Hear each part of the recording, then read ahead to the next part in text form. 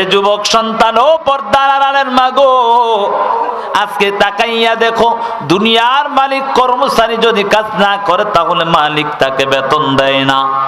আমার রব এত সুন্দর করে দয়া করে মায়া করে বানাইয়া আজকে রবকে কেমন করে ভুলে গেলে একটা বারো চিন্তা করলা না? দুনিয়ার মালিক যদি কাজ না করলে বেতন না দেয়, আমার রব আল্লাহ তুমি কেমন করে চিন্তা করলা আমার আল্লাহর ইবাদত না করিয়া তুমি জান্নাত পাওয়া? কিভাবে চিন্তা হয়? হে বাবা, তাকাইয়া দেখো, জামাই যদি শ্বশুর বাড়িতে যায় তাহলে হাত ভর্তি সদাই নিয়ে যেতে হয়। কথা বলেন ঠিক নেই? জামাই যদি শ্বশুর বাড়িতে যায় তাহলে হাত ভর্তি সদাই নিয়ে যায়। ওই জামাই যদি শ্বশুর বাড়িতে ২-৩ বার যদি খালি হাতটা নিয়ে রওনা হয়, ওই জামাইয়ের ১ বার ২ বার ৩ বারের পর আর তার জামাই আদর হয় না। তো যে কথা বলতেছিলাম, এই সূরাটা সূরাতুদ দোহা, এটা মক্কায় নাজিল হয়েছে, অর্থাৎ হিজরতের আগে। এই সূরার মধ্যে আয়াত হলো ১১টি, রুকু হলো একটি, এই সূরার মধ্যে শব্দ হলো ৪০টি, অক্ষর হলো ১০২টি। এই সূরার সাথে আগের সূরার সাথে সম্পর্ক, আগের সূরা হলো সূরাতুল লাইল, এই সূরা হলো সূরাতুদ দোহা। আগের সূরা সূরাতুল লাইলের মধ্যে নবীদের সবচেয়ে প্রিয় সাহাবী আবু বকরের আলোচনা আসছে, আর সূরাতুদ দোহার মধ্যে স্বয়ং নবীর ব্যাপারে আলোচনা আসছে। কে সেই আবু বকর একটু বলবো? আবু বকর কে জানেন? যে আবু বকর এমনি সিদ্দিক উপাধি পায় না। কথা বলেন ঠিক নেই? বেঈমানরা গিয়ে বলে তুমি কার কাছে থাকো? আব্দুল্লাহর বেটা মুহাম্মদের কাছে থাকো, সে তো অমুক অমুক উল্টা পাল্টা কথা বলে, নাউজুবিল্লাহ। নবীজির প্রিয় সাহাবী আবু বকর বলে যদি মুহাম্মদ বলেই থাকে অবশ্যই সত্য। সুবহানাল্লাহ। সে আবু বকর এবং নবীজি মিলে একদিনকা কোরআনের দাওয়াত, যখন ইসলামের সূচনা লগ্নে শুরু থেকে ওই সময় কোরআনের দাওয়াতগুলো চুপে চুপে মানুষকে দিত। কেন দিত জানেন?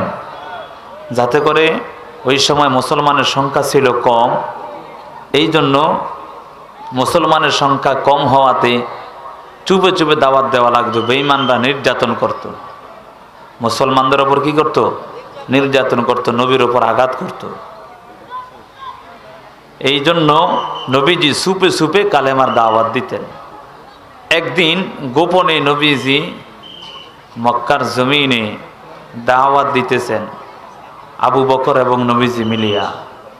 এমন করে কি আবু বকর এবং নবীজি মিলিয়া দাওয়াত দিতেছে, এমন হালতে বেঈমানরা নবীর উপর নির্যাতন করার জন্য উপসে পড়ে লেগেছে।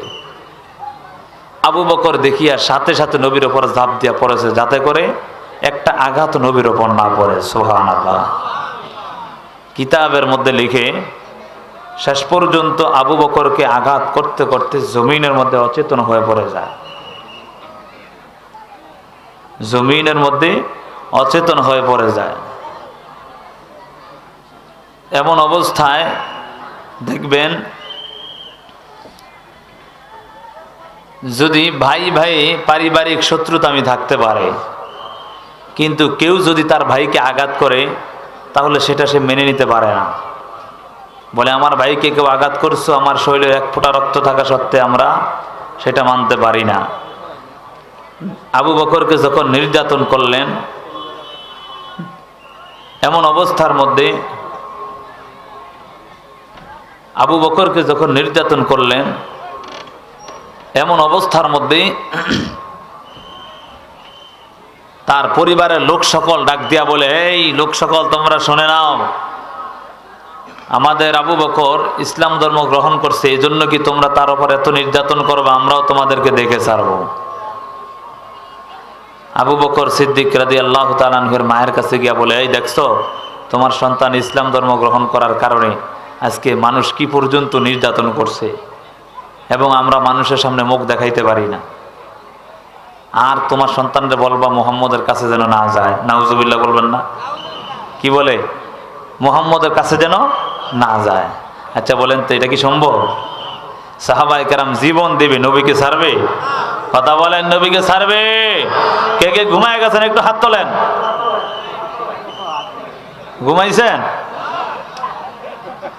এক এলাকায় গিয়া বলি কে কে জাহান্নামে যাবেন, দুইটা হাত তোলেন। কয়েক চাচা এমন হাত তুলা পড়ছে, কি চাচা জাহান্নামে যাবেন? বলে হুজুর 14 গোষ্ঠীও জাহান্নামে যাবে না। হাত তুললেন কেন? বলে হুজুরা যা বলে সব তো ভালোই বলে।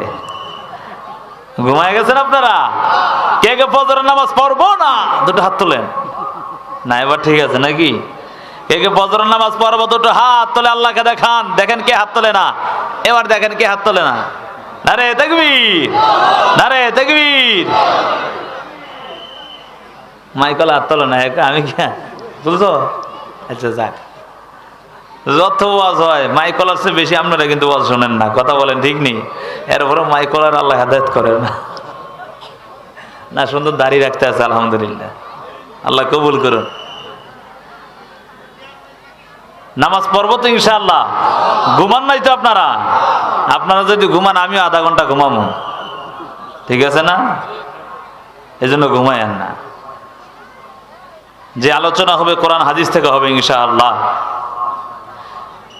যে কথা বলতেছিলাম, আবু বকরের মায়ের কাছে গিয়া বলে, এই তোমার সন্তানরে বলবা আর যেন মুহাম্মদের কাছে না যায়। এটা কি সম্ভব? এরকম বইলা গেছে। নবীজির সাহাবী আবু বকরের হুঁশ ফিরে আসছে। ফিরার সাথে সাথে বলে, ডাক দিয়া বলে, আচ্ছা বলে তো আমার নবীর কি অবস্থা? সুবহানাল্লাহ। অন্যান্য তার পরিবারের লোকেরা বলে, হ্যাঁ এত নির্যাতন করছে মুহাম্মদের ধর্ম গ্রহণ করার কারণে, আবারও মুহাম্মদের কথাই বলো। বলে ছেড়ে দাও তাড়াতাড়ি। বলে আমার জীবন যাইতে রাজি, তা মুহাম্মদকে ছাড়তে রাজি নাই। সুবহানাল্লাহ।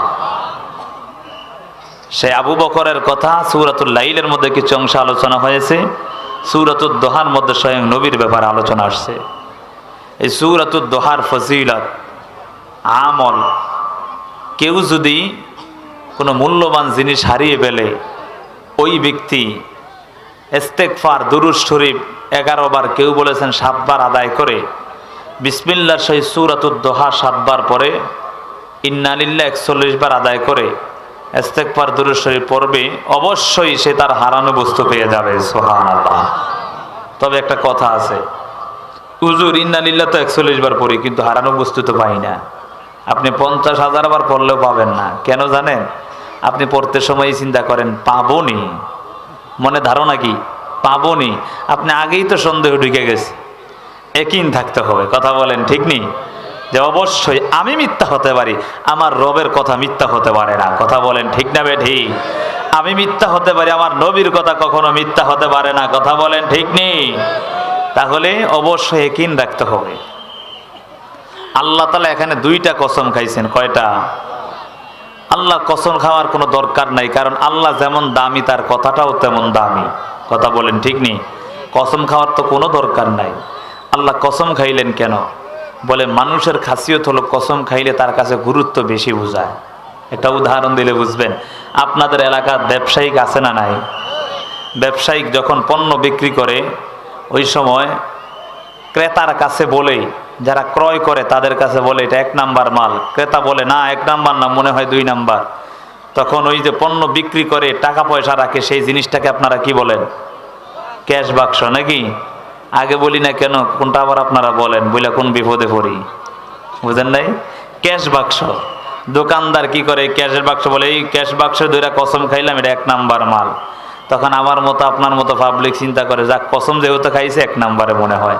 যদিও আমগো দেশের ব্যবসায়িকরা মিথ্যা কথা বলে চালায় দেয়। কথা বলেন ঠিক নেই? এই এলাকাতে এগুলা নাই, হ্যাঁ আছে। অথচ সঠিক ব্যবসায়িকদের ব্যাপারে কি বলা আছে? আত্তাজিরুস সুদুকুল আমিন মা'আন নাবিয়্যিন ওয়াস-সিদ্দীকিন ওয়াশ-শুহাদা'i ওয়াস-সালিহিন। নবী বলেন, যারা সঠিক ব্যবসায়ী হয়, যারা সত্য ব্যবসায়ী হয়, তাদের ব্যাপারে আল্লাহর নবী বলেন তাদের হাসর হবে স্বয়ং নবীদের সাথে। সুবহানাল্লাহ। একটু দিও না, রিবাব দা বলি আমরা। নবীদের সাথে যদি হাসর হয়, জান্নাত ছাড়া উপায় আছে? হ্যাঁ, কোন নবী কি জাহান্নামে যাবে? নাউজুবিল্লাহ। এই আকীদা আছে কারো? এই আকীদা থাকলে ঈমান থাকবে? সব নবী বেগুনা মাসুম, তাদের কোনো গুনাহ নাই, নবীরা সবাই জান্নাতি, ঠিক না? আর সেই নবীদের সাথে সঠিক ব্যবসায়িকরা থাকবে, সুবহানাল্লাহ। শুধু তা নয়, চারদল মানুষের কথা বল, ওয়াসসিদ্দিকিন ওয়াসশুহাদাই ওয়াসসালিহিন, সত্যবাদীদের সাথে, শহীদদের সাথে, নেককারদের সাথে তাদের হাসর হবে, সুবহানাল্লাহ। তো এই জন্য ব্যবসায়ী কসম খায় তার ক্যাশ বাক্সের মধ্যে ধরে 1 নাম্বার বোঝানোর জন্য। মানুষের খাসিয়ত হলো কসম খাইলে তার কাছে মূল্য বোঝায়। আল্লাহ এখানে 2টা কসম খাইছে, কয়টা? 2টা কসম খাইয়ে এখানে দুনিয়াদারেরও ফায়দা বুঝালেন, যারা দিনদার তাদেরও ফায়দা বুঝায়, সুবহানাল্লাহ। বলে দুনিয়াদারেরও ফায়দা, দিনদারের ফায়দা কেমনে হুজুর? বুঝার দরকার ছিল যে কোনো একজনের ফায়দা। বলেন তো, 2 নৌকায় যদি একজন পাড়া দেয়, সে কি 2 নৌকা যদি 2 দিকে চলে যায়, সে মাঝখানে পানিতে পড়বে আর নৌকাতেই থাকবে? বুঝেন নাই কথা আমার আপনারা? এক লোক যদি 2 নৌকায় পাড়া দেয়, তাহলে সে কি পানিতে থাকবে না নৌকাতে থাকবে? তা আল্লাহ কিভাবে বললেন যে 2 জনের ফায়দা হয়, সেটা জানার দরকার আছে না নাই? ফায়দা তো মূলত একজনের হওয়ার কথা, 2 জনের হয় কেমনে জানার দরকার আছে না নাই? ওয়াদ-দুহা ওয়াল-লাইলি ইযা সাজা, আল্লাহ বলেন আমি আল্লাহ দিনের আলোর কসম করলাম, দিনের আলোর কসম করিয়া বুঝাইলাম, দুনিয়াদারেরও ফায়দা বুঝালাম, যারা দিনদার তাদেরও ফায়দা বুঝালাম। হে যুবক সন্তান, হে বৃদ্ধ বাবা, আজকে তাকায়া দেখো, আমার মালিক এমন একজন দয়ার মালিক, যে আল্লাহ আমাকে আর আপনাকে এত দয়া করে মায়া করে বানালেন, তারপর আজকে কেমন করে আমরা সেই রবকে ভুলে গেলাম। হে বৃদ্ধ বাবা, আপনার কাছে প্রশ্ন করে জানতে চাই, দুনিয়ার জমিনে কোনো মালিকের কাজ যদি কর্মচারী না করে, তাহলে তাকে কোনো মালিক বেতন দেয়নি। কর্মচারী যদি কাজ না করে, তার বেতন দিবে? এরে যুবক সন্তান, ও পর্দার আড়ালের মাগো, আজকে তাকাইয়া দেখো, দুনিয়ার মালিক কর্মচারী যদি কাজ না করে, তাহলে মালিক তাকে বেতন দেয় না।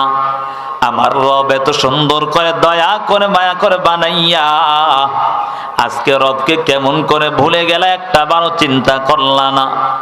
দুনিয়ার মালিক যদি কাজ না করলে বেতন না দেয়, আমার রব আল্লাহ তুমি কেমন করে চিন্তা করলা আমার আল্লাহর ইবাদত না করিয়া তুমি জান্নাত পাওয়া? কিভাবে চিন্তা হয়? হে বাবা, তাকাইয়া দেখো, জামাই যদি শ্বশুর বাড়িতে যায়, তাহলে হাত ভর্তি সদাই নিয়ে যেতে হয়, কথা বলেন ঠিক নেই? জামাই যদি শ্বশুর বাড়িতে যায়, তাহলে হাত ভর্তি সদাই নিয়ে যায়। ওই জামাই যদি শ্বশুর বাড়িতে 2-3 বার যদি খালি হাতটা নিয়ে রওনা হয়, ওই জামাইয়ের 1 বার 2 বার 3 বারের পর আর তার জামাই আদর হয় না, ঠিক না? যদি কেউ জিজ্ঞাসা করে তোমার জামাইটা কেমন, বলে শুধু খাইতে আসে। আচ্ছা, আমি কি মিথ্যা কথা বললাম? এমন হয় না কি বাবা? হয় না এমন? মাঝে মাঝে দেখেন না? আর যদি হাতের মধ্যে 3-4টা ব্যাগ নিয়ে যাইতে পারে, লগে আর 3 জন নিয়ে আসা হয়, এই তাড়াতাড়ি ব্যাগগুলা ধরো, কিছু জমিদার আছে না? তখন যদি জিজ্ঞেস করে জামাইটা কেমন, বলে আরে বইলো না, লক্ষ্মী জামাই। মিথ্যা বললাম? মিথ্যা বললাম? দুনিয়ার জমিনে শ্বশুরালয় যেতে হলে যদি হাত ভর্তি সদাই নিতে হয়, রে যুবক, কেমন করে বুঝছো? ওই কবরে যেতে হলে খালি হাতে কেমনে যাইবা? একটু করে চিন্তা করো। ওই কবরে যেতে হলে কিন্তু খালি হাতে গেলে তোমার কবর সাথে তোমার ব্যবহার ভালো হবে না। তোমার সাথে আমার মাওলার কবর ভালো ব্যবহার করবে না।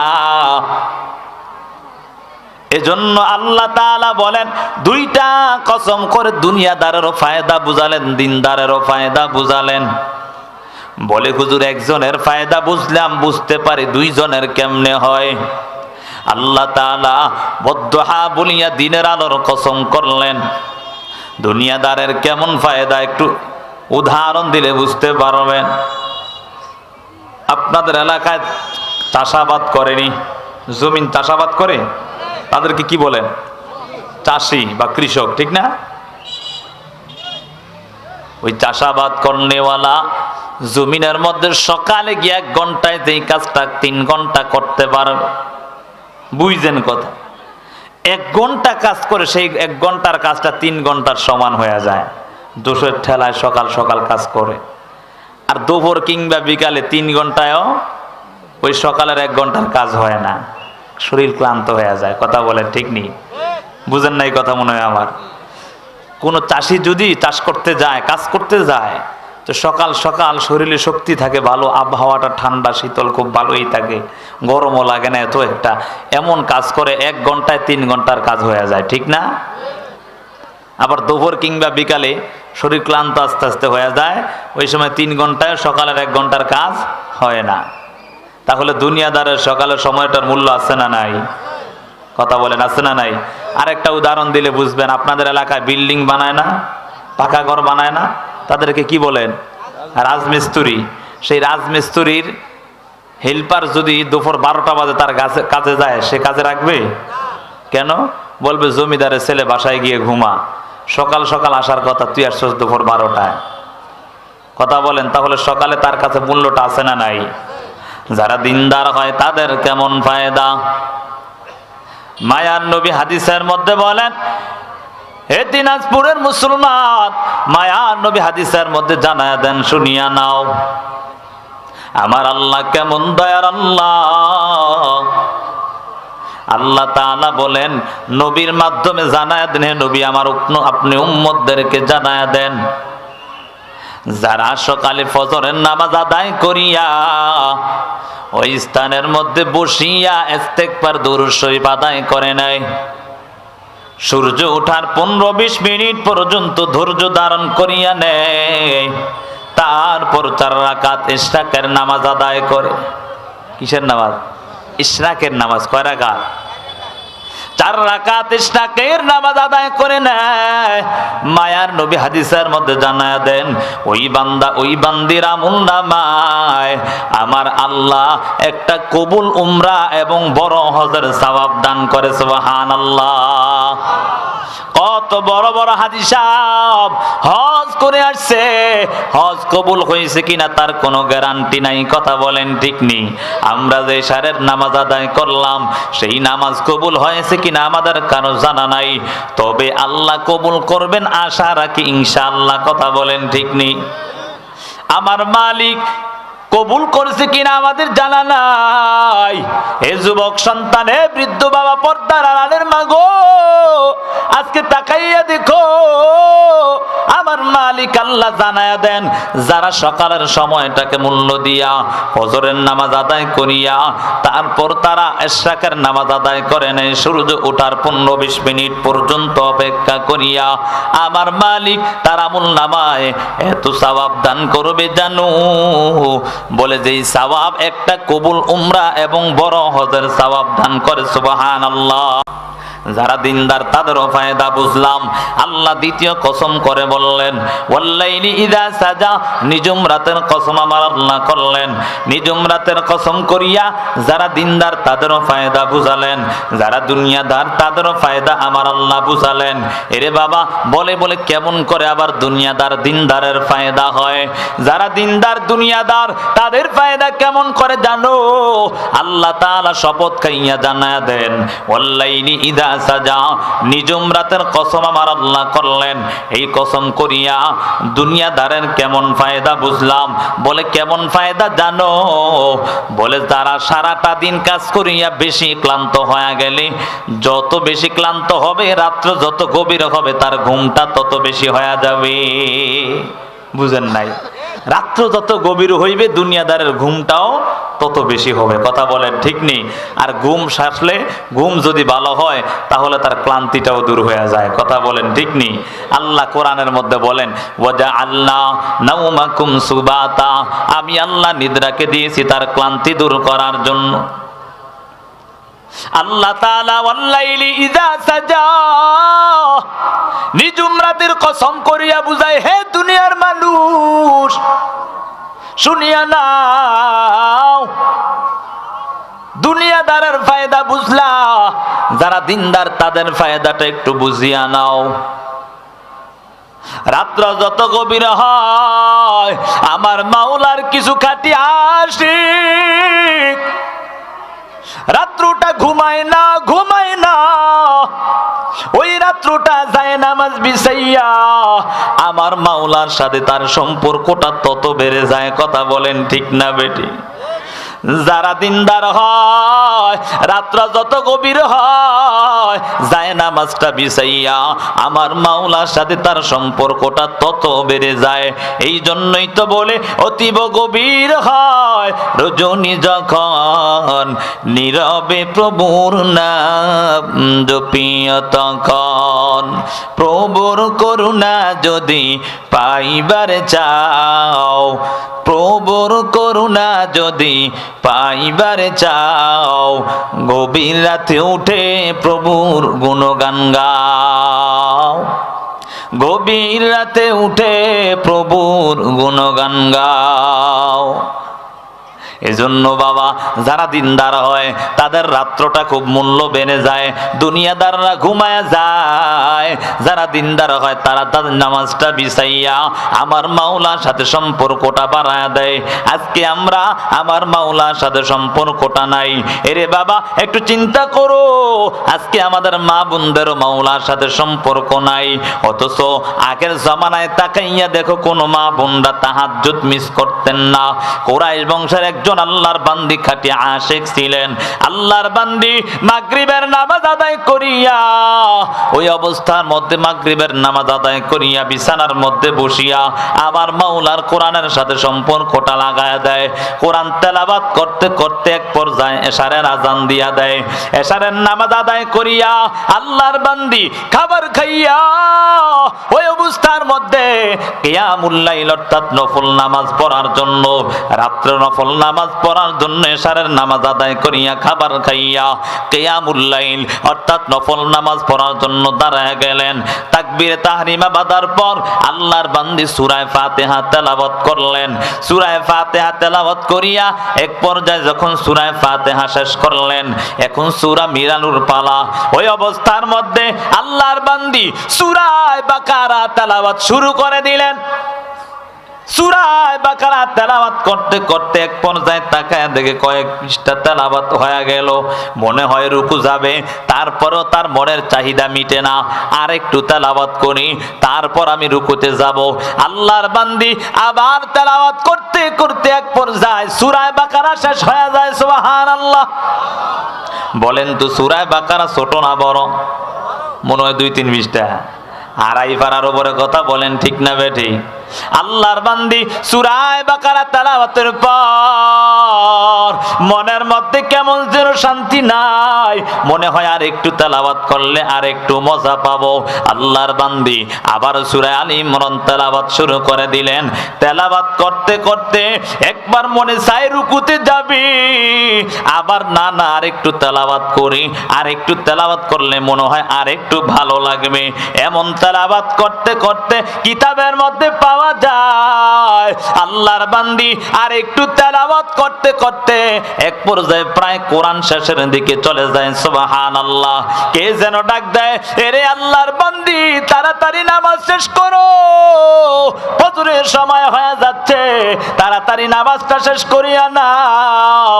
আল্লাহর বান্দি তাড়াতাড়ি নামাজ শেষ করিয়া দুইটা হাত উঠাইয়া মালিকের কাছে কান্না করে বলে, ও দয়ার মালিক, ও দয়ার আল্লাহ, আপনি এমন একটা ছোট রাত্র দান করেছেন যেই রাত্রটার মধ্যে আমি আপনার পুরা কোরআনটাও তেলাওয়াত করতে পারলাম না। এরে মা বোনের দল, তুমি কেমন মা বোন হয়ে গেলা? আর তাদের ইতিহাস লক্ষ্য করে তাকায় দেখো, তাদের সময়টা তারা কত মূল্যায়ন করেছে। রাত্রটা যত গভীর হয় তারা মাওলার সাথে সম্পর্কটা তত বেড়ে যায়। আজকাল তাকাইয়া দেখো আমার মা বোন এবং যুবক সন্তানরা রাত্র যত গভীর হয় মোবাইল নিয়ে তত ব্যস্ত হয়ে যায়। ঠিক নি?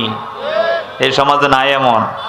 হ্যাঁ, রাত্র গভীর হয়ে গেছে, দরওয়াজাটা আটকায় দিয়েছো যুবক।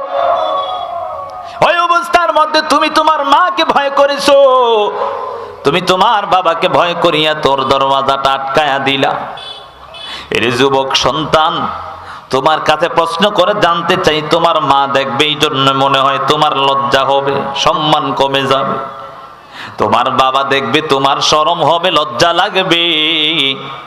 বলে কেন? যদি অন্যায় কাজ করে আমার মা দেখে ফেলবে, বাবা দেখে ফেলবে। এরে যুবক সন্তান, তুমি তোমার মায়ের ভয় করিয়া দরওয়াজাটা আটকাইয়া দিয়েছো, তুমি তোমার বাবার ভয় করিয়া দরওয়াজাটা আটকাইয়া দিয়েছো। রে যুবক সন্তান, তুমি তোমার আত্মীয় স্বজনের ভয় করিয়া দরওয়াজাটা আটকাইয়া দিয়েছো। রে যুবক সন্তান, এই অবস্থায় তোমাকে দুনিয়ার জমিনে কেউ দেখলো না, একজন দেখে, তিনার নামটা জোরে বলেন, জোরে বলেন, তিনার নামটা কি? এরে যুবক সন্তান, ওই মোবাইলটা নিয়া কানে হেডফোন লাগাইয়া ঘুমাইছো। এই অবস্থায় যদি আজরাইল এসে হাজির হয়ে যায়, মায়ার নবী হাদিসের মধ্যে জানায় দেন, তাহিয়াউনা কামা তামুতুন ওয়া তামুতুনা কামা তাহিয়াউন। আল্লাহর নবী হাদিসের মধ্যে জানায় দেন, এ দুনিয়ার উম্মতের দল, দুনিয়ার মধ্যে যাদের চলন যেমন হবে, মরণ কিন্তু তাদের তেমন হবে। মরণ যেমন হবে, হাসরও তোমার তেমন হয়ে যাবে। এর যুবক সন্তান, কানে হেডফোন লাগায়া ঘুমায়া গেলা, এই অবস্থায় আজরাইল এসে হাজির হয়ে গেছে। এই অবস্থায় যদি হাসরের ময়দানে এত লক্ষ লক্ষ মানুষের সামনে যখন গুনাহগার বলিয়া ডাক দিবে, এমন ভয়ঙ্কর অবস্থা হয়ে যাবে। রে যুবক সন্তান, এজন্য সময় আছে, আল্লাহর ভয়টা অন্তরে ঢুকায়া নাও, তওবা করিয়া নিজের জীবনটাকে সুন্দর বানায় নাও। রাত্রার সময়টাকে মূল্যায়ন করো রে বাবা। গভীর রাতে উঠিয়া আমার মাওলার সাথে সম্পর্কটা বাড়ায়া দাও। ওই গভীর রাতে যদি মাওলার সাথে সম্পর্ক করতে পারো, তোমার মনের সব আশা আমার আল্লাহ পূরণ করে দিবে। কথা বলেন ঠিক না বেঠিক? রাত্র গভীরে মাওলা ডাক দেয়, এরে আব্দুল করিমের সন্তান, কিসের প্রয়োজন বলো, আমি আল্লাহর কাছে চাও, আমি আল্লাহ তোমার প্রয়োজন পূরণ করে দিব। কার কি প্রয়োজন? আমি আল্লাহর কাছে চাও, তোমাকে আমি আল্লাহ পূরণ করে দিব। এই জন্য যুবক সন্তান, আমার আল্লাহ তাআলা দুইটা কসম খাইয়া দুইটা সময়ের মূল্য বুঝালেন। এক নাম্বার কসম খাইয়া দিনের আলোর মূল্য বুঝালেন। দিনের আলোর মূল্য বুঝাইয়া এ যুবক সন্তান ফজরের নামাজ আদায় করে নাও। দ্বিতীয় নাম্বার, আল্লাহ তাআলা ওয়াল্লাইলি ইযা সাজা, আল্লাহ তাআলা নিজুম রাতের কসম খাইয়া আমার মালিক আল্লাহ বুঝালেন, হে দুনিয়ার সন্তানের দল, আমি আল্লাহ নিজুম রাতের কসম খাইয়া বুঝালাম, তুমি যদি আমার মাওলা, আমি মাওলার সাথে সম্পর্ক করতে চাও, তাহলে তুমি রাত্রে উঠিয়া আমি মাওলাকে ডাকতে থাকো, আমি আল্লাহ তোমাকে সাথে সাথে ডাকের সাড়া দিয়া দিব। সুবহানাল্লাহ। আমি কিন্তু আপনাদের কাছে বললাম, এই সূরাটা কয় নাম্বার পারায় অবস্থিত, এই সূরার মধ্যে আয়াত কয়টা, রুকু কয়টা, এই সূরার মধ্যে অক্ষর কয়টা, শব্দ কয়টা, এটাও আপনাদেরকে জানায়া দিলাম। এই সূরার সাথে আগের সূরার সাথে সম্পর্কটা কি সেটাও জানায়া দিলাম, এই সূরার আমল কি সেটাও জানায়া দিলাম। কিন্তু এই সূরাটা কেন নাজিল হইল সেটা এখনো জানা নাই। কথা বলেন ঠিক নেই? আচ্ছা বলেন তো, আমরা এখানে আসছি একটা উদ্দেশ্য আছে না নাই? যার উদ্দেশ্য নাই তারে আমরা বলি পাগল। কথা বলেন ঠিক নেই? এ দেখবেন রাস্তা দিয়ে মাঝে মাঝে পাগল হাঁটে, তার কোনো উদ্দেশ্য নাই, শুধু দৌড়ায়, তার কোনো কাজ নাই। যদি জিজ্ঞাসা করেন কেন দৌড়ায়, সে উত্তর দিতে পারে না, তার মাথা ঠিক নাই। কথা বলেন ঠিক নেই? তাহলে আমরা যে এখানে আসছি আমাদের একটা উদ্দেশ্য আছে না নাই? আল্লাহ এবং তার রাসূলকে পাওয়া। কথা বলেন ঠিক নেই? তো এই কোরআনটাকে মধ্যে আল্লাহ এই সূরাটা নাজিল করছেন কেন, সেটার জানার দরকার আছে না নাই? বলবো না শেষ করে দেই? আমার জন্য ভালো, শেষ করে দেব, কি গন? হ্যাঁ চলবে আর একটু, আর কিছু সময় নাকি? আল্লাহ কবুল করেন, সকলে বলি আমিন। আল্লাহ তাআলা এই সূরাটা কেন নাযিল করলেন? এর যুবক সন্তান, আমার মায়ার নবী এমন নবী জানো, যেই নবীর আদর্শ দেখিয়া বেঈমানরা পর্যন্ত মুসলমান হয়ে যায়। এর যুবক সন্তান, একটু চিন্তা করে তাকায় দেখ, মায়ার নবী এমন একজন নবী, যেই নবীর চেহারাটা দেখিয়া 7 দিনের ক্ষুধা পর্যন্ত আমার আল্লাহ নিবারণ করে দিয়েছেন। সুবহানাল্লাহ। সেই নবী যখন কোরআনের দাওয়াত দেওয়ার জন্য ওই বেঈমানদের কাছে কোরআনের দাওয়াত দিতে যায়, ওই অবস্থার মধ্যে বেঈমানরা মায়ার নবীর বিরুদ্ধাচরণ শুরু করে দিলেন। আবু জাহেল, আবু লাহাব, উতবা সাহেবা সবাই মিলিয়া মায়ার নবীর বিরুদ্ধে শুরু করে দিলেন। অথচ এই আবু জাহেল, আবু লাহাব, উতবা সাহেবা সবাই নবীকে আল আমিন উপাধি দিয়েছে। বুঝেন নাই কথা? নবীর উপাধি দিছে কি? আল আমিন। বিশ্বাসী মানুষ, সত্যবাদী, সব নবীর ভালো জানছে, তারাও ভালো জানে, যাই না তাদের আমানতগুলো সব নবীর কাছে দিছে। বুঝেন নাই কথা?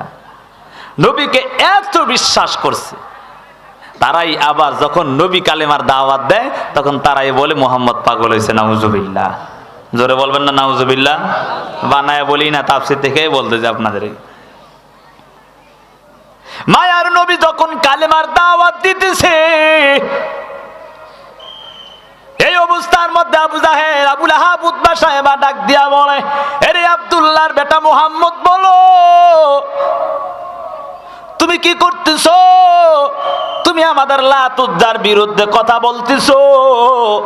তোমাকে কে আদেশ করেছে তুমি আমাদের লাত উজ্জার বিরুদ্ধে কথা বলার জন্য? যদি তুমি চাও মক্কা নগরীর রাজত্বটা তুমি, তাহলে তোমাকে আমরা সেই রাজত্ব দিয়া দিব। যদি তুমি চাও এই মক্কা নগরীর সবচেয়ে সুন্দরী নারী, সেটাও তোমাকে ব্যবস্থা করে দেব। না নবী বলে, রে আবু জাহেল, শুনিয়া নাও, আমি এমন একজন নবী, আমি কার লোভের জন্য এই দুনিয়ার জমিনে আসি নাই। তোমাকে আর আমাকে যে আল্লাহ বানাইছে, সে আল্লাহ আদেশ করেছে আমাকে তোমাকে কোরআনের দাওয়াত দেওয়ার জন্য। বলেন তো, কাটা গায়ে যদি লেবুর রস দেয় জ্বলেনি? হ্যাঁ? আবু জাহেল এসে জিজ্ঞাসা করে, বলছি তোমার আমগোল আতসদার বিরুদ্ধে কথা বলতে কে বলছে? তুমি আবার এই কথাই বলো যে তোমার আর আমার যে বানাইছে। হে সুবহানাল্লাহ বলবেন না? আবু জাহেল বলে, রে মুহাম্মদ, সাবধান হয়ে যাও। নবী বলে, হেরে আবু জাহেল, তুমি সাবধান হয়ে যাও। আমার রব আমাকে বানাইছে জন্য, আমার রব আমাকে অনুমতি দিয়েছে তোমাদের কাছে কোরআনের দাওয়াত দেওয়ার জন্য। কেমন আবু জাহেল, আবু লাহাব, উতবা সাহেবা মায়ার নবীর বিরুদ্ধে এত আচরণ করতো জানো? আমার নবী এত হিকমতওয়ালা নবী ছিলেন, আমার নবী এত হিকমতওয়ালা নবী ছিলেন। ইসলামের সূচনা লাগলো ওই সময় মুসলমানের সংখ্যা ছিল কম। মায়ার নবীর এত সুন্দর চেহারাটা দেখিয়া ওই বেঈমানরা মুসলমান হয়ে যাইতো। মায়ার নবী চিন্তা করলো, আমার চেহারা দেখিয়া যেহেতু মানুষ মুসলমান হয়ে যায়, তাহলে মক্কা নগরীর মধ্যে একটা বাণিজ্য মেলা হতো, অর্থাৎ বাজার বসতো। কি হইতো? বাজার বসতো। বাজারের মধ্যে লোক কম হয় না বেশি হয়? নবী বলে, যদি বাজারে যাই, ওই মক্কা নগরীর বাজারে গেলে অনেক মানুষকে একসাথে আমি পাইয়া আমি তাদেরকে কোরআনের দাওয়াত দিব। সুবহানাল্লাহ। নবী যখন বাজারের দিকে রওনা হয়, আবু জাহেল, আবু লাহাব, উতবা সাহেবা চক্রান্ত শুরু করে দেয়। মক্কা নগরীর চতুর্দিকে লোক বসাইয়া দেয়, বলে যাও যাও, ওই যে মক্কা নগরীর মধ্যে একজন আব্দুল্লাহর বেটা মুহাম্মদ, সে আসলে পাগল, তার কাছে কেউ যাইবা না, তোমরা কেউ যাবা না। নাউজুবিল্লাহ। সবাই আসে, আর তারা সবাই ডাক দিয়া বলে, আব্দুল্লাহর বেটা মুহাম্মদ পাগল। মায়ার নবী আল্লাহর কাছে কান্না করে বলে, দয়ার মালিক, ও দয়ার আল্লাহ, আপনি তো আমাকে দুনিয়ার জমিনে পাঠালেন কোরআনের দাওয়াত দেওয়ার জন্য। আজকে বেঈমানরা আমার বিরুদ্ধে এমন প্রপাগান্ডা ছড়ায়, যার কারণে আমি কালেমার দাওয়াত মানুষের কাছে পৌঁছাইতে পারি না। আল্লাহ বলেন, ও নবী আমার, আপনার দায়িত্ব দাওয়াত দেওয়ার, আর আমি আল্লাহ হলাম হেদায়েতের মালিক। সুবহানাল্লাহ। বেঈমানরা চক্রান্ত করে মুহাম্মদ পাগল।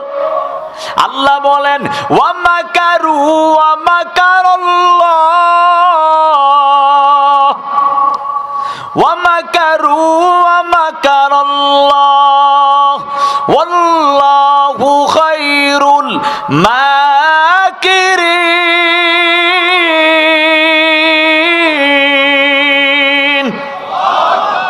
আল্লাহ বলেন, হে দুনিয়ার মানুষ, তোমরা যতই চক্রান্ত করো তোমাদের চক্রান্ত কিছুই না, আমার আল্লাহ হলেন উত্তম পরিকল্পনাকারী। কথা বলেন ঠিক না বেটি? বেঈমানরা চক্রান্ত করে মায়া নবী নাকি পাগল হয়ে গেছে। সবাই ডাক দিয়া বলে মুহাম্মদ পাগল। আর মক্কা নগরীর মানুষগুলো আসিয়া শুনতে পায় নবীকে পাগল বলে ডাকে। তারা ডাক দিয়া বলে, এরে মক্কা নগরীর মানুষরা শুনিয়া নাও, তোমরা যে তাকে পাগল বলো, তোমরাই তো আবার তাকে আল আমিন উপাধি দিয়েছো, কেমন করে আবার পাগল বলো?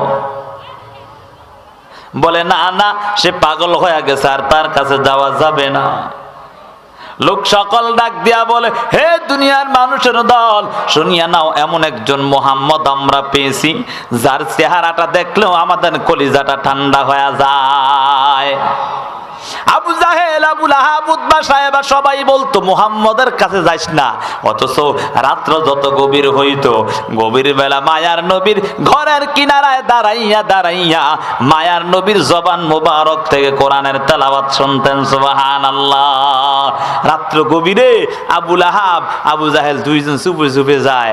আবু জাহেল আর আবু লাহাব দুজন গিয়া ঘরের সামনে সাক্ষাৎ হইয়া গেছে। কি তোর এনো কি? তোর এনো কি? কি বলে? তোমার এনো কি? তোমার এনো কি? আরে কইস না, থাকার কেউ যেন না শোনে। আরে ভাই বলিস না, মুহাম্মদ যে কি জাদু আছে তার কণ্ঠে, জবানে, বললে শুনতে মজাই লাগে। সুবহানাল্লাহ। লোক সকলের কাছে ছড়াইয়া দিল, আব্দুল্লাহর বেটা মুহাম্মদ পাগল। যদি পাগল হয় তারা বলে, তাহলে আমরা একটু পাগলটাকে দেখে আসি। সুবহানাল্লাহ।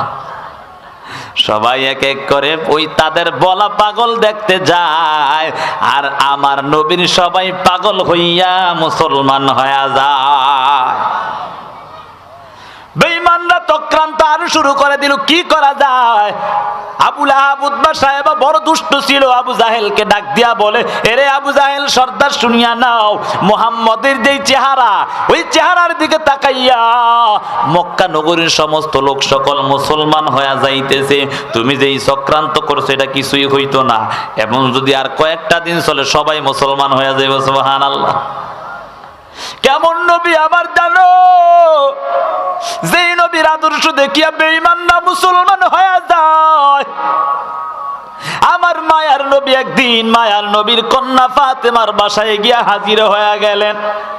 তাকাইয়া দেখতে পায় নবী আমার, তাকাইয়া দেখতে পায় আদরের দুইটা নাতি হাসান হুসাইন কান্না করে ঘরে বসে। নবী ওই দুই নাতিকে এত ভালোবাসতো জানো, তার কারণে মায়ার নবী মাঝে মাঝে ঘোড়ার মতো হইয়া দুই নাতিকে পিঠে নিয়ে চড়তেন। নবী আমার তাকাইয়া দেখতে পায় দুইটা নাতি কান্নার আওয়াজ। কন্যাকে ডাক দিয়া বলি, রে আদরের কন্যা, বলো আমার দুইটা আদরের নাতি কেন কান্না করে, একটু জানতে চাই। এই কথা বলার পর কন্যা ফাতেমা ডাক দিয়া বলে, আব্বা জান, আপনার জামাই আজকে কয়েকটা দিন অসুস্থ হওয়ার কারণে কাজ করতে পারে না, যার কারণে আমার বাসায় খাবার নাই। ক্ষুধার যন্ত্রণায় আপনার নাতি দুইটা কান্না করে। নবী আমার কিছু না বলিয়া কাজ করার জন্য রওনা হয়ে যায়। তাকাইয়া দেখতে পায় একজন ইহুদি তার খাজুর বাগানে কাজ করতেছে। নবী ডাক দিয়া বলে, রে ভাই, তোমার বাগানের মধ্যে কোনো লোক লাগবে কিনা একটু জানতে চাই। এই কথা বলার পর মায়ার নবী যখন ডাক দিয়া বলল, ইহুদি বলে, আমার বাগানে লোক লাগবে। বলে, কি কাজ করতে হবে? বলে, এই যে পাত্রটা দেখা যায়, এই পাত্র দিয়ে ওই কূপ থেকে পানি উঠাইয়া উঠাইয়া তুমি ওই খাজুর গাছের গোড়ায় দিবা। তারপর তোমাকে আমরা ওই এক একটা পাত্রের বিনিময়ে কয়েকটা করে কুরমা খাজুর দান করব। নবী আমার এক নাম্বার নবী ছিলেন, কাজ ছিল সলিড। নবী বলে কয়টা, একটা পাত্রের বিনিময়ে কয়টা দিবা সেটা আগে ভেঙ্গে নাও। বলে একটা পাত্রের বিনিময় 2টা করে তোমাকে কুরমা খাজুর দান করব। নবী যখন ওই চুক্তি নিয়া কাজের মধ্যে লাগিয়া যায়, মায়ার নবী 1 পাত্র 2 পাত্র উঠাইতে উঠাইতে 9টা পাত্র উঠায়া ফেললেন। 10 নাম্বার পাত্র উঠাইতে গিয়া নবী যখন পাত্রটা ওই কূপে ছেড়িয়া দেয়, হঠাৎ করে ওই কূপের মধ্যে উঠাইতে গিয়া হঠাৎ করে পাত্রটা ছিঁড়ে কূপটা নিচে পড়ে যায়। পাত্রটা রশিটা ছিঁড়িয়া নিচে পড়ার কারণে মায়ার নবী বহু চেষ্টা করার পরও ওই পাত্রটাকে আর উঠাইতে পারে না। নবী ডাক দিয়া বলে, রে ভাই, আমি তো তোমার কাজ করার জন্য আসছিলাম, কাজ করলাম, কিন্তু আমি 10টা পাত্র উঠাইতে পারি না। 9টা পাত্র উঠাইয়া 10 নাম্বার পাত্র উঠাইতে গিয়া ওই পাত্রের রশিটা ছিঁড়িয়া ওই পাত্রটা নিচে কূপের নিচে চলে যায়। বহু চেষ্টা করলাম, তোমার পাত্রটার উঠাইতে পারি না। এরে ভাই, তুমি আমাকে ক্ষমা করে দাও। ইহুদি রাগান্বিত হয়ে বলে, এরে আব্দুল্লাহর বেটা মুহাম্মদ, শুনো, তোমাকে কেমন করে ক্ষমা করব? আমার এই পাত্রটা ছাড়া অন্য কোনো পাত্র নাই, আমি যে আমার ওই খাজুর বাগানগুলোর মধ্যে পানি দিব। এই কথা বলে আর নবী বলে, রে ভাই, আমি তো বহু চেষ্টা করলাম, তারপরেও তোমার পাত্রটা উঠাইতে পারি নাই, ক্ষমা করে দাও। এই অবস্থায় যদি মালিকের কাছে গিয়া দাঁড়াই, আমি কি জবাব দিব আমার মালিকের কাছে? তোমার সম্পদ নিয়ে যদি আমি আমার আল্লাহর কাছে দাঁড়াই। এই কথা বলার পর ওই ইহুদি রাগান্বিত হইয়া মায়ার নবীর গাল মুবারকে এমন জোরে থাপ্পড় মারিয়া দেয়, মায়ার নবীর গাল মুবারকে 5টা আঙ্গুল লাগিয়া যায়। তারপরও মায়ার নবী ডাক দিয়া বলে, রে ভাই, তোমার হাতটা বাড়ায়া দাও, তোমার হাতের মধ্যে কোনো ব্যথা পেয়েছে কিনা একটু দেখতে চাই। নবী আমার ওই হাতটা নিয়ে একবার বুকে জড়ায়, আবার মায়ার নবী ওই হাতটা নিয়ে মুখে দিয়া চুমু খায়। ডাক দিয়া বলে, রে ভাই, বলো তোমার হাতে কোনো ব্যথা পেয়েছো কিনা? এই কথা বলিয়া মায়া নবী কান্না করে আর বলে, রে ভাই, ক্ষমা করিয়া দাও। মায়ার নবী যখন এমন ক্ষমা চায়, ওই ইহুদি ডাক দিয়া বলে, রে মুহাম্মদ, তাড়াতাড়ি গাজর গুলা নিয়া যাও। ওই ইহুদি চিন্তায় পড়ে গেল, কার গালে আমি থাপ্পড় মারলাম? নবীকে 9টা পাত্রের বিনিময়ে 18টা খাজুর দিয়া পাঠায়া দিলেন।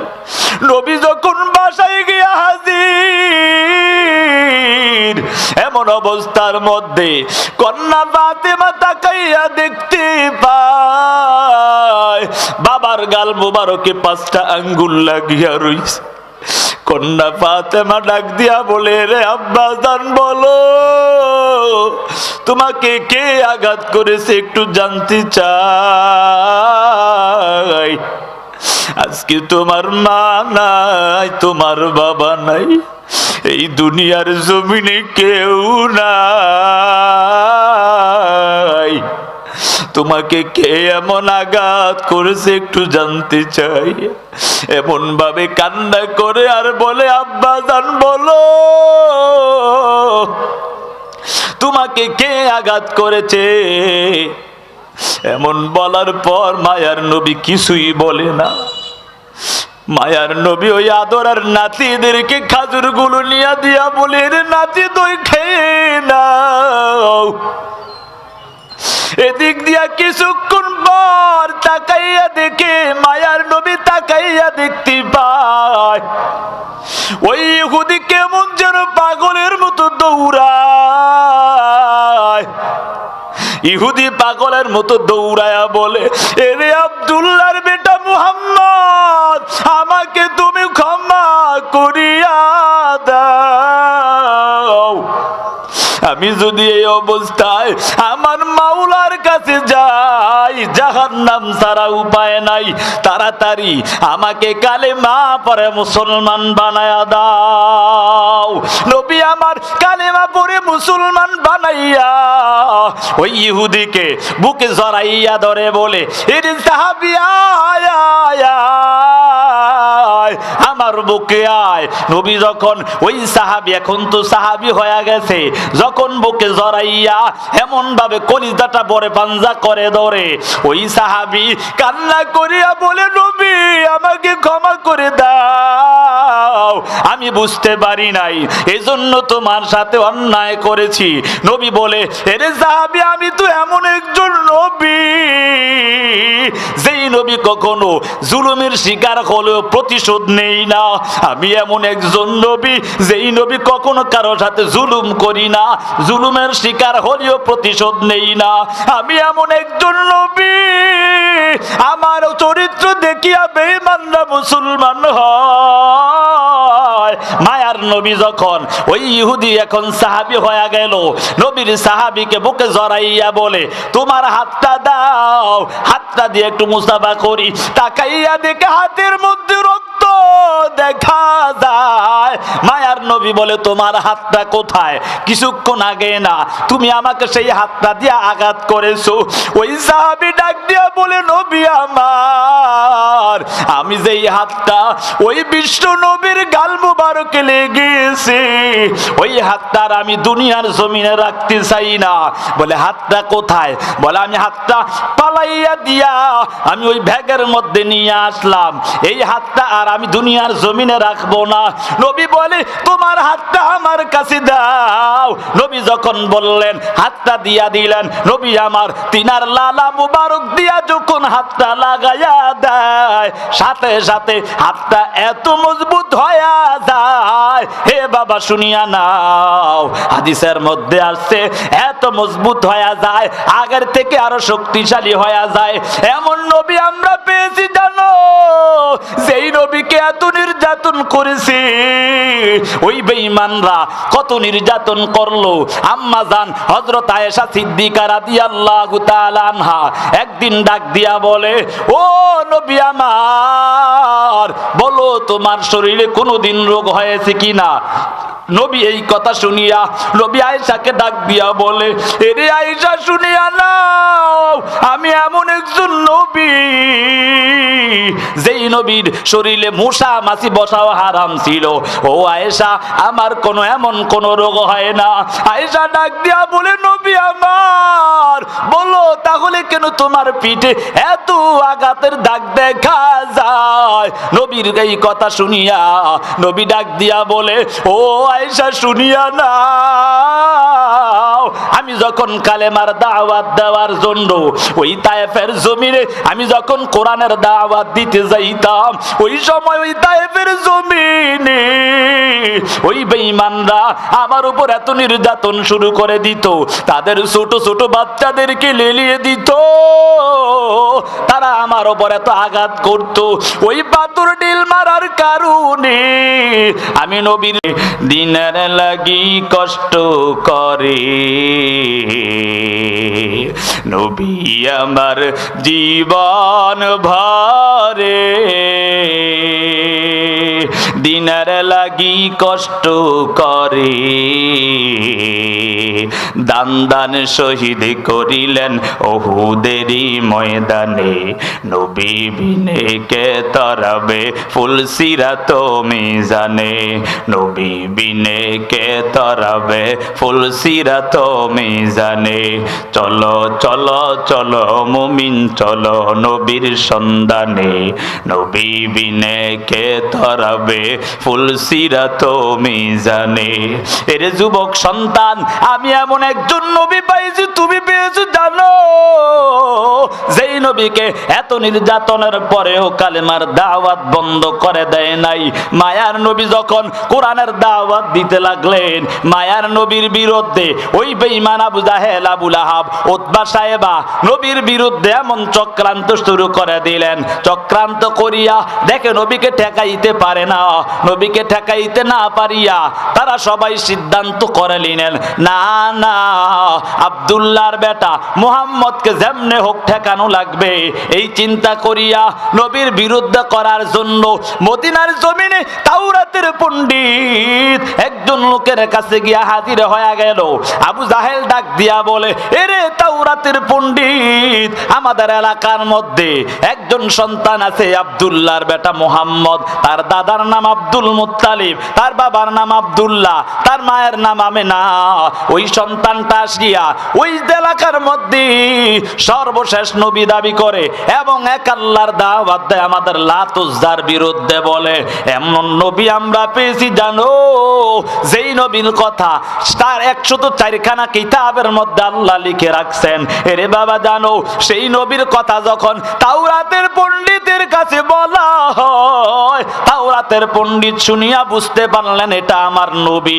এই কথা শুনিয়া নবীকে যখন তারা শুনতে পায়, তাওরাতের পণ্ডিত বুঝলো। তাওরাতের পণ্ডিত গিয়া বলে, তোমরা হে আবু জাহেল, আবু লাহাব, উতবা সাহেবা শুনিয়া নাও, তোমরা যদি সে নবী হয়ে থাকে 3টা প্রশ্ন করবা। 3টা প্রশ্নের জবাব যদি দিতে পারে তাহলে তাকে নবী মনে করবা, আর যদি 3টা প্রশ্ন না জবাব দিতে না পারে তাহলে নবী না সে।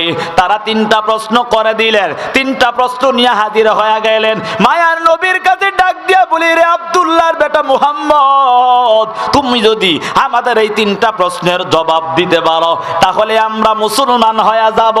আসলে কি তা? হ্যাঁ, আবু জাহেল মুসলমান হইব? খতামাল্লাহু আলা কুলুবিহিম ওয়া আলা সামিইহিম, আল্লাহ তাদের অন্তরে মোহর মেরেছে। কথা বলেন ঠিক নেই? হ্যাঁ, কর্ণকোহরে আল্লাহ কি মেরা দিছে? মোহর মেরা দিছে, ঠিক না? আবু জাহেল ডাক দিয়া বলে, এরে আব্দুল্লাহর বেটা মুহাম্মদ, যদি তুমি আমাদের 3টা প্রশ্নের জবাব দিতে পারো তাহলে আমরা মুসলমান হয়ে যাব। আমার সরলওয়ালা নবী ডাক দিয়া বলে, 3টা প্রশ্ন কি? বলে, 1 নাম্বার প্রশ্ন, কুল কায়নাতকে ঘুরেছে, পুরা দেখেছে, তার 2টা চোখে দেখেছে, তার নামটা কি? 2 নাম্বার প্রশ্ন, ওই যে গুহার মধ্যে কয়েকটা যুবক ছিল, সেই যুবকগুলো কত বছর ছিল?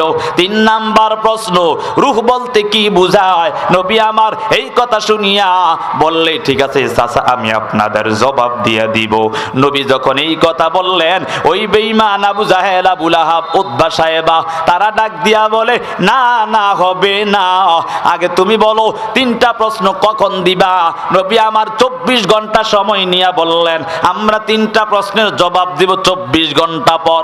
ইহুদি ওই বেঈমানরা আবু জাহেল, আবু লাহাব, উতবা সাহেবা, ওই বেঈমানের দলেরা 24 ঘন্টা পার হওয়ার পর নবীর কাছে ওহী আসে না। মুফাসসিরিনে কেরাম লেখেন, ওই সময় থেকে কেউ কেউ বলেছেন 12 দিন পর্যন্ত ওহী বন্ধ ছিল, কেউ কেউ বলেছেন 14 দিন গিয়া 15 দিনের মাথায় ওহী আসছে। নবী আমার তাকাইয়া দেখে 24 ঘন্টা পার হয়ে গেল, ওহী আসতেছে না। বেঈমানরা ডাক দিয়া বলে, এরে আব্দুল্লাহর বেটা মুহাম্মদ, তোমার আল্লাহ মনে হয় তোমাকে ভুলে গেছে, নাউজুবিল্লাহ। এমন ভাবে নবীর বিরুদ্ধে প্রপাগান্ডা ছড়ায়া দেয়। নবী এমন সিজদা দিত, যেই সিজদার কারণে মুফাসসিরিনে কেরাম লেখে নবীর কপাল মুবারক রক্ত জমাট হয়ে যাইতো। সেই নবী এমন সিজদা দিত, আল্লাহকে ডাক দিয়া বলতো, ও দয়ার মালিক, আপনি আমাকে ইজ্জত রক্ষা করেন, ও আল্লাহ আপনি মুসলমানদের ইজ্জত রক্ষা করেন। 15 দিন গিয়া 14 দিন গিয়া 15 দিনের মাথায় জিবরাইল আমিন এসে হাজির হয়ে গেলেন। ওয়াদ্দুহা ওয়াল্লাইলি ইযা সাজা মা ওয়াদ্দা ওয়াদ্দাকা রাব্বুকা ওয়া মা ক্বালা ওয়ালাল আখিরাতু খায়রুল লাকা মিনাল উলা ওয়ালা সাওফা ইউতিকা রাব্বুকা ফাতারদা আলাম ইয়াজিদকা ইয়াতীমান ফাআওয়া। আল্লাহ তাআলা জিবরাইল আমিনকে পাঠায়া দেয়। আল্লাহ তাআলা বলে ওয়ালা সাওফা ইউতিকা রাব্বুকা ফাতারদা ওয়াল্লাইলি ইযা সাজা মা ওয়াদ্দা আকা রাব্বুকা ওয়া মা ক্বালা। হে নবী, আপনাকে আপনার রব পরিত্যাগ করে নাই, আপনার রব আপনাকে ভুলে নাই। এই কথা বলতেছে নবী আমার কেমন যেন বেজার হয়ে রইলেন। নবী ডাক দিয়া বলে, এরে জিবরাইল বলো, আল্লাহ যদি পরিত্যাগ না করে তাহলে আজকে 14 দিন 15 দিন কেন ওহী আসে না? বেঈমানরা আমার বিরুদ্ধে কত রকমের প্রপাগান্ডা ছড়ায়া দিল। এই কথা বলার পর জিবরাইল আমিন ডাক দিয়া বলে, নবী আমার, আপনি যে ইহুদিদের তো ওই বেঈমানদেরকে বলেছেন প্রশ্নের জবাব দিবেন, ঠিক বলছেন, কিন্তু ইনশাআল্লাহ বলেন নাই। কি কয় জিবরাইল আমিন? কি কয়? কথা বুঝেন নাই মনে হয়, তাফসীর থেকে সরাসরি বলতেছে বুঝেন নাই কথা। নবীরে কয়, নবী আপনি যে কইছেন যে জবাব দিবেন, কিন্তু ইনশাআল্লাহ বলেন। এজন্য নবী ভুল করছে? নাউজুবিল্লাহ, নবী ভুল করছে? এমন আকীদা থাকলে ঈমান থাকবে? নবীর মাধ্যমে আল্লাহ উম্মতদেরকে শিক্ষা দিয়েছেন। কথা বলেন ঠিক নেই? কোন কাজ করতে হলে উম্মত যেন ইনশাআল্লাহ বলে নাই। কথা বলেন ঠিক না? কোন কাজ করতে হলে আগে কি বলতে হবে? ইনশাআল্লাহ বলতে হবে। নবীরে ডাক দেয়া বলে, হে নবী আপনি শুনিয়া নেন, আপনি যে বলছেন বলবেন, প্রশ্নের জবাব দিবেন, ঠিক ইনশাআল্লাহ বলেন নাই, এজন্য আল্লাহ এতদিন ওহী বন্ধ রাখছে। সুবহানাল্লাহ বলবেন না?